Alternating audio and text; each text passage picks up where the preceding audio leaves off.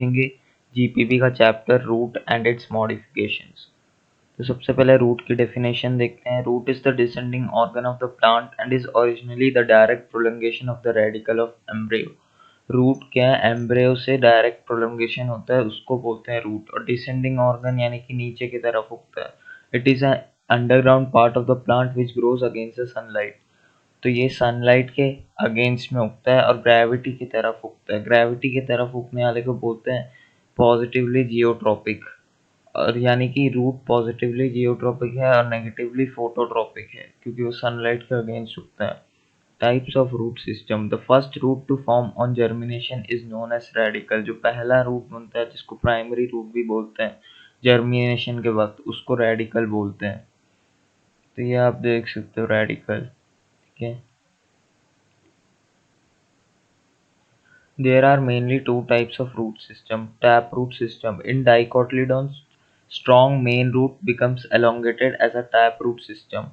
तो डाइकॉट्स में क्या होता है? डाइकॉट्स में टैप रूट सिस्टम पाया जाता है। टैप रूट सिस्टम में एक मेन रूट होता है और उसके साइड में ब्रांचेस होते हैं।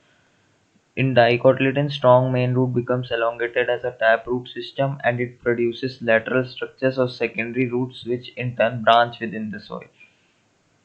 Fibrous root system. In monocotyledons, the primary root from radicle does not survive for long and it is replaced by fibrous non-branching adventitious root system। तो इसमें क्या रहता है? जो प्राइमरी रूट रहता है वो ज़्यादा समय तक सर्वाइव नहीं कर पाता और वो प्राइमरी रूट रिप्लेस होकर non branching adventitious root system बन जाता है, जो कि स्टेम के बेस से निकलता है। अब जो भी रूट जो रेडिकल से नहीं निकलते उसको एडवेंटिशियस रूट्स बोलते हैं। तो ये जो एडवेंटिशियस रूट्स है वो बेस ऑफ स्टेम से निकलते हैं। मोनोकॉट प्लांट्स में पाया जाता है ये fibrous roots. Adventitious roots. The roots which develop from any part of the plant other than radicle are known as adventitious roots। जो भी रूट्स जो रेडिकल के अलावा किसी और पार्ट से उगते हैं उसको एडवेंटिशियस रूट्स बोलते हैं। और नॉर्मल रूट्स उसे बोलते हैं जो कि रेडिकल से बनता है या रेडिकल के ब्रांचेस से बनता है। तो यहाँ आप देख सकते हैं रूट है, टैप रूट, इसके ब्रांचेस है, ये फाइब्रस रूट है। इसमें मेन रूट जो प्राइमरी रूट था वो हट चुका और साथ उसके जगह बहुत सारे ब्रांचेस आ गए एडवेंटिशियस रूट्स के और ये स्टेम से निकल रहा है, तो ये एडवेंटिशियस रूट्स हुआ। Regions of root. Root cap hard mucilaginous cells. जो रूट कैप होता है वो यहाँ रूट के टिप पे पाया जाता है और रूट को वो प्रोटेक्शन देता है। Root apex contains an active meristem by which the root increases its length। तो वहाँ पे रूट एपेक्स के वहाँ पे एक एक्टिव मेरिस्टेम रहता है। मेरिस्टेमेटिक टिश्यू जो होता है वो उसका लेंथ को बढ़ाता है। रीजन ऑफ सेल डिवीजन, जिसको मेरिस्टेमेटिक रीजन भी बोलते हैं। Region of cell elongation, region of maturation, region of root hairs, region of lateral roots, ये सब रूट्स के पार्ट है। ठीक है, रीजन्स है रूट के। Root hairs are unicellular, develop from epidermis tissue and their cell wall are thin containing cellulose। Root hair जो रहता है वो यूनिसेल्युलर रहता है और एपिडर्मिस टिश्यू से निकलता है। एपिडर्मिस टिश्यू सबसे ऊपर लेयर वाला टिश्यू होता है। टिश्यू के बहुत सारे लेयर्स होते हैं, उसमें सबसे ऊपर का लेयर होता है epidermis. And their cell wall are thin containing cellulose। Root hairs absorb water and salt from the soil. तो ये रूट में जो रूट हेयर्स होते हैं वहीं से पानी का एब्जॉर्प्शन और सॉल्ट्स और जो भी हम लोग न्यूट्रिएंट्स वगैरह डालते हैं सॉइल में वहीं से एब्जॉर्ब करता है रूट हेयर से। अब रीजन्स ऑफ रूट देख सकते हो। यहाँ पहला रूट कैप आता है, उसके बाद जोन ऑफ सेल डिवीजन, यही मेरिस्टेमेटिक रीजन है, यहाँ से रूट का ग्रोथ होता है लेंथ में। Zone of elongation, zone of maturation. और जोन ऑफ मैच्योरेशन में ही पाया जाता है रूट हेयर, और कहीं जगह नहीं पाया जाएगा। ठीक है। Characteristics of root. Root is a descending organ of the plant and non green in colour. अब ये तो हमको पता ही है, डिसेंडिंग ऑर्गन है और उसका कोई ग्रीन कलर नहीं होता उसमें। Roots do not bear chloroplast in cells. Chloroplast नहीं होने के कारण उसमें ग्रीन कलर नहीं होता है। उनमें कोई बड्स, नोड्स, इंटरनोड्स वगैरह नहीं होते। Roots are protected by root cap at root apex, ये मैंने डिस्कस कर लिया था। Lateral roots develop from internal tissues. अब जो लैटरल रूट्स रहते हैं वो इंटरनल टिश्यूज से बनते हैं। these roots are endogenous in origin. तो जैसे रूट है एपिडर्मिस से बनता है, लेकिन ये इंटरनल टिश्यूज से बनता है, तो इसलिए इंटरनल यानी इंटरनल है, तो इसलिए एंडोजेनस वर्ड यूज किया गया है। Root base unicellular root hairs for absorption of water and mineral salts from the soil types. तो उसमें वही यूनिसेल्युलर रूट हेयर्स रहते हैं जो कि एब्जॉर्प्शन, पानी के एब्जॉर्प्शन और मिनरल सॉल्ट्स के एब्जॉर्प्शन में काम आते हैं। Functions of the roots. Normal function हमको पता ही है, mechanical function, fix the plant in ground and give support. Physiological absorption. Roots absorb water and mineral salts from the soil. Roots conduct water and food. Roots store food material in mature region. Special functions in some plants. अब कुछ plants में roots के और भी additional functions होते हैं इसके अलावा। Roots also perform additional functions such as modifications for storage of food, respiration, mechanical support, climbing, hanging, etc. हम मॉडिफिकेशंस देखते हैं। सबसे पहले tap root modifications for storage of food. तो सबसे पहला fusiform tap roots. When the root is swollen in the middle and gradually tapering towards the apex and the base, being more or less spindle shaped in appearance, it is said to be fusiform. तो ready हम सबने देखा ही होगा, वो क्या कैसा रहता है, वो बीच से स्वॉलन रहता है, बीच से फूला हुआ रहता है, और जो एपेक्स और बेस है वहां से धीरे धीरे जाके वो पतला हो जाता है और बीच से स्वॉलन रहता है, तो उस शेप को बोलते हैं स्पिंडल शेप। तो फ्यूसिफॉर्म टैप रूट का एग्जांपल हो गया रेडिश, ये देख सकते हैं। जैसे ये यहाँ पे एकदम बीच में मोटा रहता है और फिर ऊपर की तरफ नीचे की तरफ पतला होता जाता है, इस टाइप के शेप का रहता है। मॉडिफिकेशंस ऑफ रूट्स में अगला tap root modifications for storage of food में नेपिफॉर्म टैप रूट्स।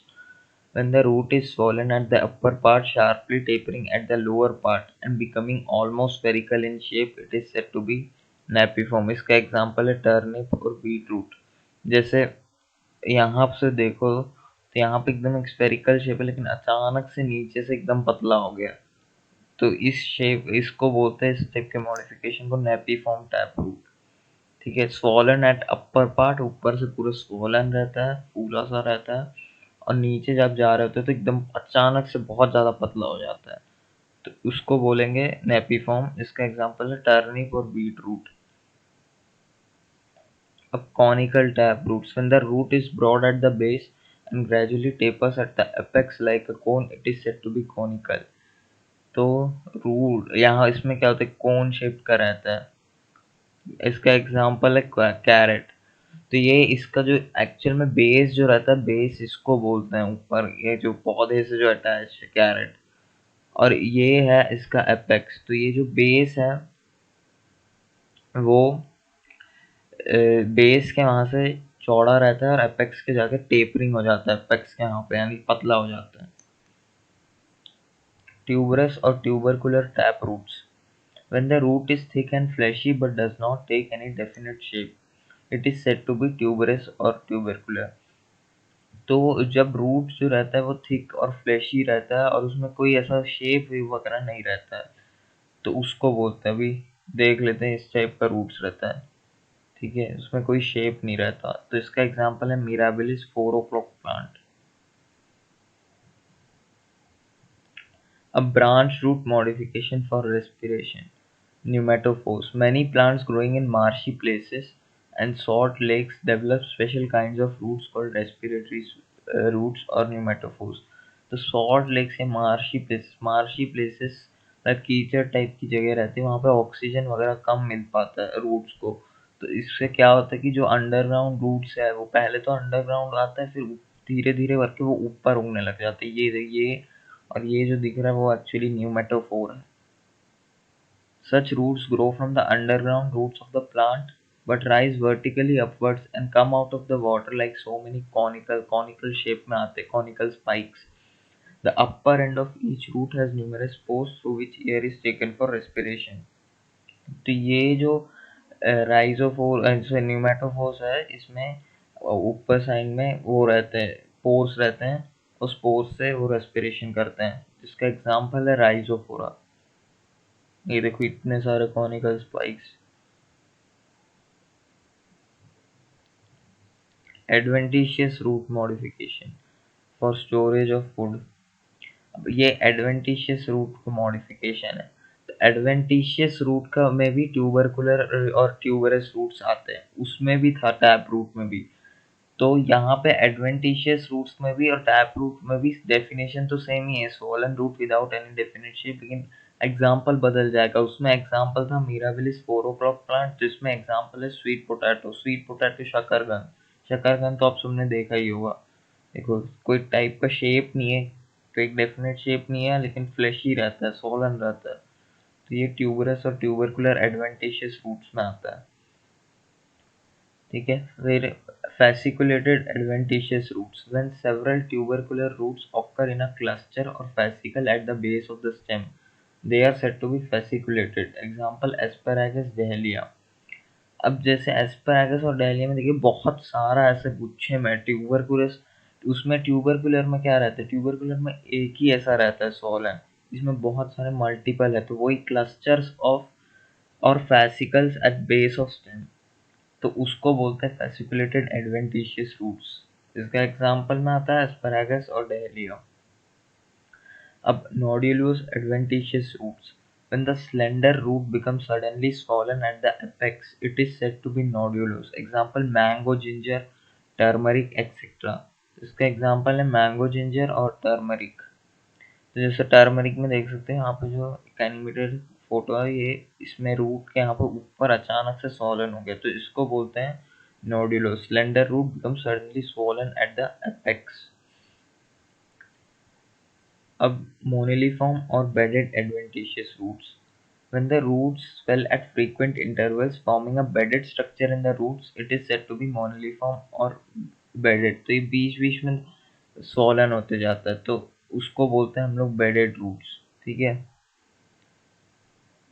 बेडेड यानी कि जैसे मोतियों का धागा टाइप का हो गया, वैसे उसमें मोती जैसे रहता है, वैसे ही स्वॉलन हो जाता है वो। तो इसका एग्जांपल है इंडियन स्पिनच और bitter gourd. Annulated adventitious roots, when the root has a series of ring-like swelling on its body, it is said to be annulated। अब जब रूट में से रिंग लाइक स्वेलिंग रहता है, रिंग के shape में, उसमें क्या था, इसमें मोनली फॉर्म में क्या था, बेडेड शेप का था, इसमें रिंग के शेप में आता है एन्यूलेटेड में। तो उस रिंग रूट्स में जब रिंग लाइक स्वेलिंग्स होती है पूरी रूट में, तो उसको एन्यूलेटेड बोलते हैं। इसका एग्जांपल है आईपी सैक। इसका जीनस है साइकोटोरिया और ये एक मेडिसिनल प्लांट है। अब एडवेंटिशियस रूट मॉडिफिकेशन का फॉर मैकेनिकल सपोर्ट, तो प्रॉप रूट्स तो आपने देखा ही होगा, बेनियन ट्री में रहता है। Some plants are profusely branched and branches are thick and heavy. From these branches, root arises and hangs downward in the air and later penetrates in the soil and function as prop to branch। तो इसमें क्या होता है, जो branch रहता है, बहुत भारी भारी ब्रांच रहते हैं, तो भारी ब्रांचेस को सपोर्ट देने के लिए उसमें से रूट निकलता है, और रूट जो रहता है वो एयर में पहले टंगा हुआ रहता है, ऐसे लटकता रहता है हवा में, और धीरे धीरे जाके वो सॉइल को छू लेता है। तो वैसे सॉइल को छूने से पहले ही लोग उसको काट देते हैं जनरली, उसके रूट्स को। तो इसका एग्जांपल है बैनियन ट्री और इंडियन रबर प्लांट। तो ये प्रॉप रूट जो है मैकेनिकल सपोर्ट देता है, और ये एडवेंटिशियस रूट्स का मॉडिफिकेशन है। अब मैकेनिकल सपोर्ट वही एडवेंटिशियस रूट्स में stilt roots, in some plants roots arise from lower nodes of the stem and enter the soil and become stronger. They protect the plant against winds and storms.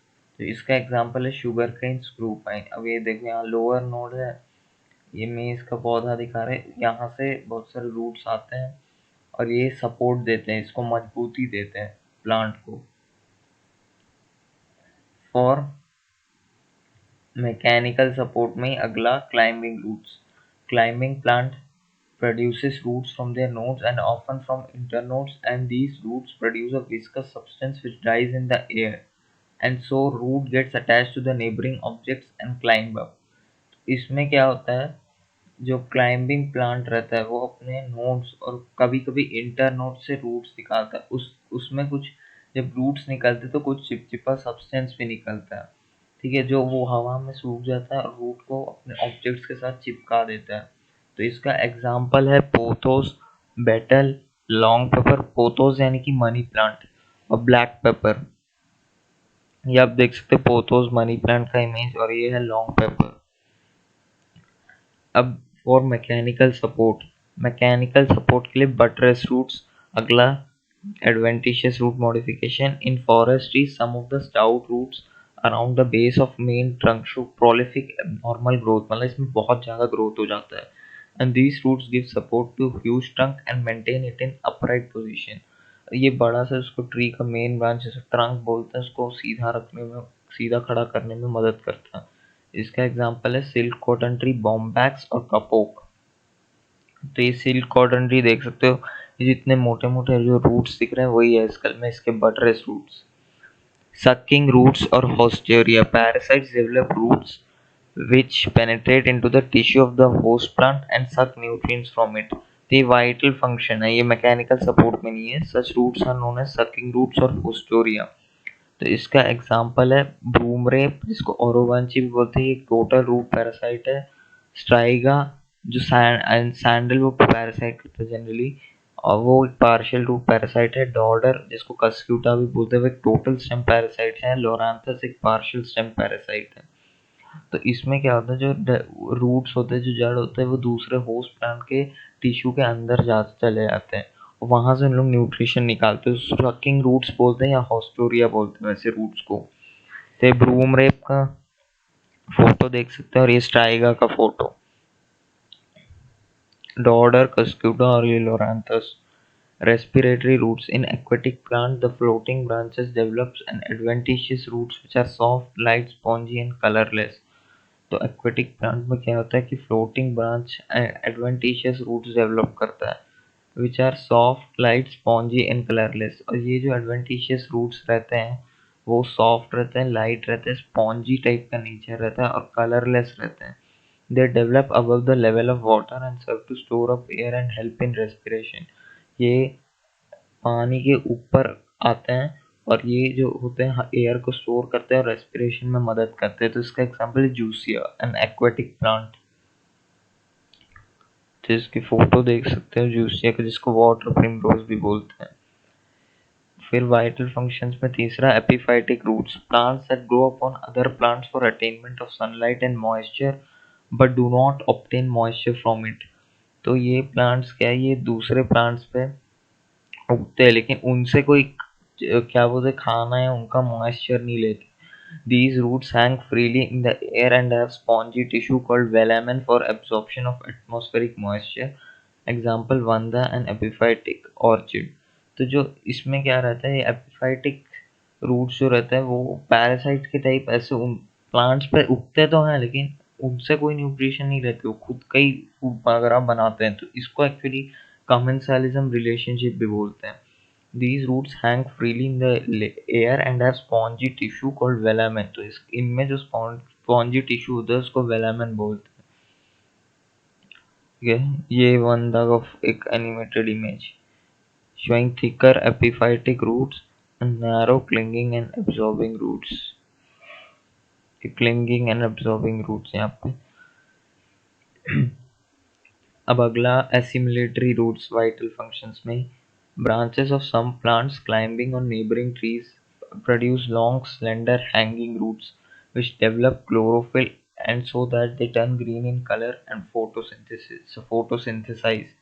तो इसमें क्या होता है, जो कुछ branch रहते हैं कुछ पौधों के, वो दूसरे ट्रीज में क्लाइंब करने लगते हैं और वहां पे उन लोग हैंगिंग रूट्स बना लेते हैं। उस हैंगिंग रूट्स में से क्लोरोफिल वो हैंगिंग रूट्स डेवलप कर लेता है। तो यानी कि इनका जो रूट्स रहता है वो एक एक्सेप्शन। हमने पहले पढ़ा था कि रूट्स में क्लोरोफिल नहीं रहता है, लेकिन इनका जो रूट्स है एडवेंटिशियस रूट, इसमें क्लोरोफिल है। And so that they turn green in colour and photosynthesise. Example tinospora, water chestnut, epiphytic orchids etcetera. Epiphytic orchid और ये water chestnuts. So guys, thank you for watching।